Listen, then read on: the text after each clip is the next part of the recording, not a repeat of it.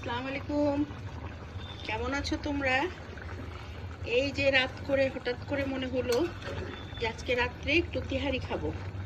ওই যে আরেকদিন দেখালাম মাংসকে হাফ কুক করে রেখে দিয়েছি।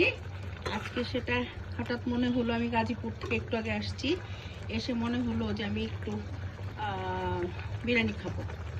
আর এটা কোনো ফখরুদ্দিনের বিরিয়ানি বা মুখের বিরিয়ানি, তো মুখের বিরিয়ানি আমি বলবো না, এটা কনকের বিরিয়ানি।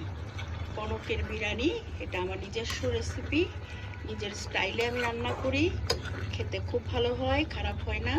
তোমরা দেখো, এরপরে রান্নাটা শেষ হলে তোমাদেরকে আবার ছবি পাঠাবো, ওই ডিশের ছবিও দিব, তাহলে দেখে নিও কত ইয়ামি হবে।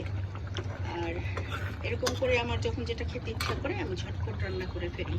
আমি কারো অপেক্ষায় থাকি না, কারো আশাও করি না, আমি নিজে নিজে রান্না করে নিজে নিজে তৈরি করে ফেলি। এই দেখো এখানে, এই যে আমার রেসিপিতে আলুগুলোকে ভেজে একটু মশলায় কষিয়ে চালের উপরে দিয়ে রেখেছি। এরপরে এই মাংসটা হলে আমি এটা ওটার মধ্যে দিয়ে পানি দিয়ে চাপা দিয়ে বসিয়ে রাখবো, বাস আমার বিরিয়ানি কমপ্লিট।